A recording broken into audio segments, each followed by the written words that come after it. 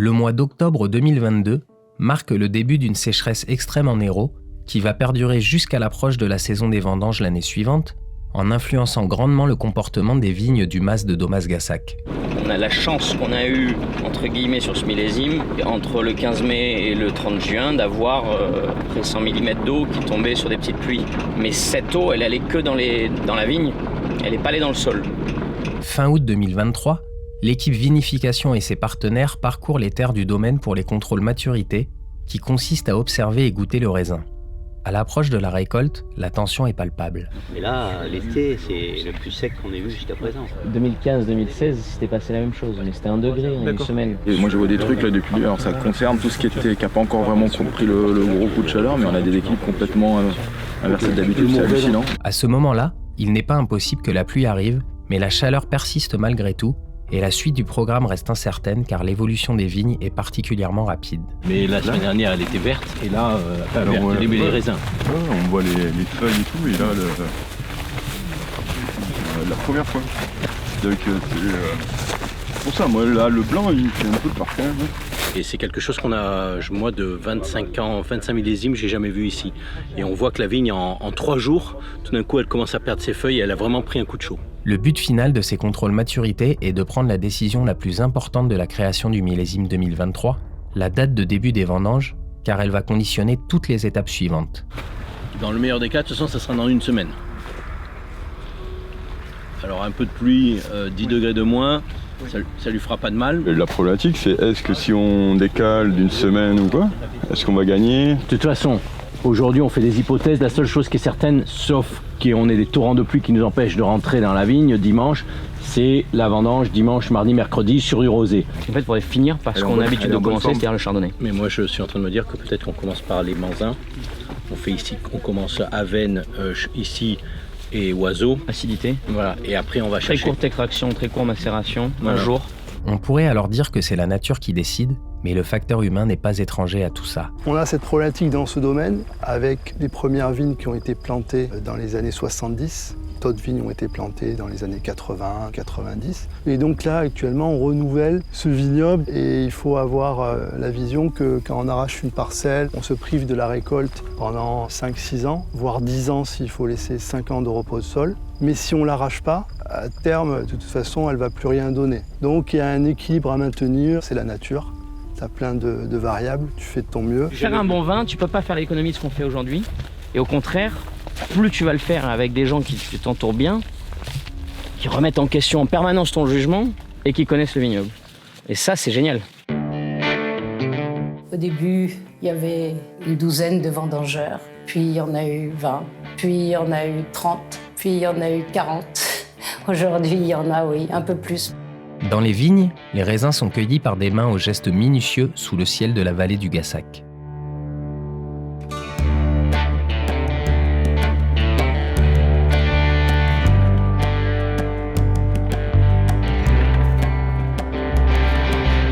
Pendant plusieurs semaines, ces hommes et femmes se déplacent de parcelle en parcelle pour suivre l'ordre de ramassage décidé au fil des jours, avec une logique dictée par les conditions climatiques du moment.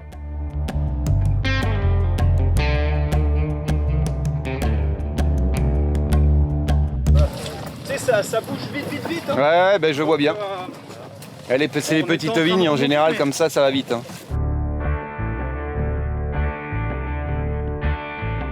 Avec 15 nationalités différentes qui se côtoient, l'organisation n'est pas une mince affaire et les camions font les allers-retours entre la vigne et la cave pour amener le raisin qui va commencer sa transformation de fruit en vin.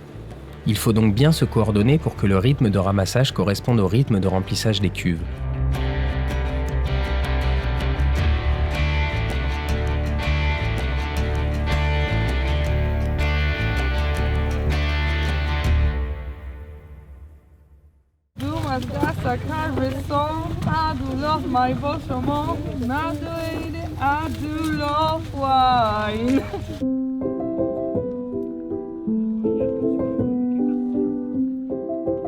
Traditionnellement, on commence par la récolte du raisin blanc, qui mûrit plus vite que le rouge, et sur les terres du domaine, il existe une quinzaine de cépages différents qu'il faut veiller à ne pas mélanger, bien qu'ils seront assemblés dès leur arrivée en cave pour donner naissance à des crus dont seul Domas-Gassac a le secret.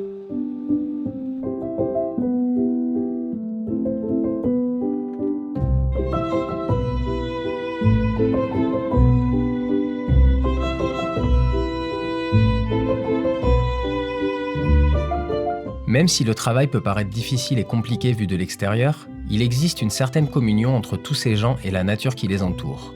Preuve en est qu'il n'est pas rare que des personnes reviennent chaque année pour le plaisir de vivre cette expérience. Je viens tous les ans, mais ça faisait longtemps que je n'étais pas venu travailler. C'est du bien? Ouais, c'est cool. Franchement, c'est plein de souvenirs qui remontent. Tu vois, ce son là, les sécateurs, les grappes, c'est plein de flashbacks. Lorsque la dernière grappe de raisin est recueillie, une page se tourne avec la fin des vendanges, mais l'histoire continue en cave, et cette histoire a commencé bien avant les premières récoltes. Le début pour nous, c'est la sortie des bourgeons et la floraison qui a eu lieu une semaine plus tard qu'en 2022.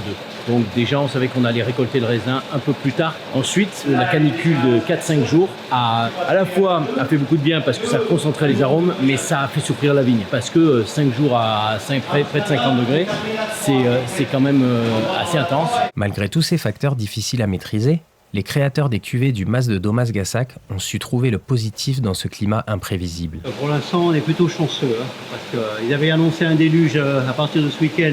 Il n'y est plus du tout, il n'y a plus une goutte de pluie. Donc là, aujourd'hui, on a eu des chardonnays extraordinaires. Ici, contrairement à la majorité des vins élaborés dans le monde, les différents cépages de raisin blanc, fraîchement sortis de la vigne, sont assemblés dès le remplissage de la cuve. Et évidemment, ce minutieux mélange n'est pas laissé au hasard. En blanc, on a tellement de cépages que un coup on a des arômes, un coup on a du sucre, un coup on a du gras, un coup on a de l'acidité. Donc ce qu'il faut espérer, c'est que le tout fasse quelque chose d'exceptionnel. Mais c'est comme cuisiner, quand vous mettez un peu de sel, un peu de poivre, ou un peu d'huile d'olive, ou un peu de romarin, ou un peu d'épices, ça peut changer le goût d'un plat, il n'en faut pas beaucoup. C'est un peu la même chose à Domas-Gassac. On a une quinzaine d'épices, et à nous de faire en sorte qu'on mette juste la bonne dose pour que le vin soit le plus accompli possible.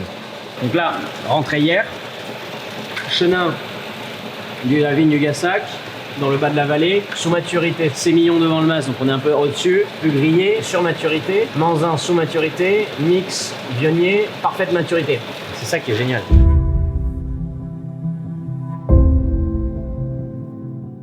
Tout est bien qui s'annonce bien pour cette 45e année de vinification sur les terres de la vallée de Gassac, et avec l'œuvre du temps, ponctuée de différentes étapes où la main humaine viendra soutenir la nature, la fermentation suit son cours. Mais avant que le vin sorte prêt à être dégusté, il faut le goûter régulièrement tout au long de son élaboration. Véronique, à la jeunesse du Mas de Domas-Gassac avec Feu, son mari aimé, vient régulièrement dans les chais pour commencer à ressentir les arômes du millésime en cours de conception. C'est l'histoire d'une vie qui a été choisie, qui a été évolue, mais qui est aussi livrée au hasard, aux circonstances, même s'il n'y a pas de hasard. Je pense qu'on a su interpréter positivement les événements.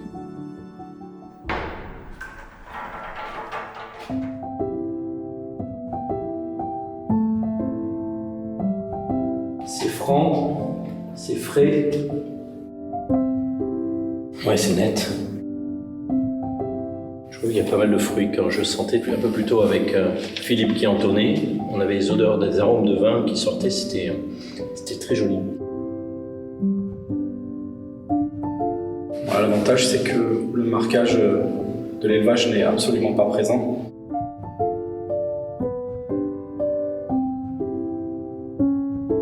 L'alcool n'est pas du tout ce qui domine et sur ce millésime quand même qui a été assez solaire, ça fait plaisir de voir un équilibre aussi épicé sur le fruit. C'est déjà très fin.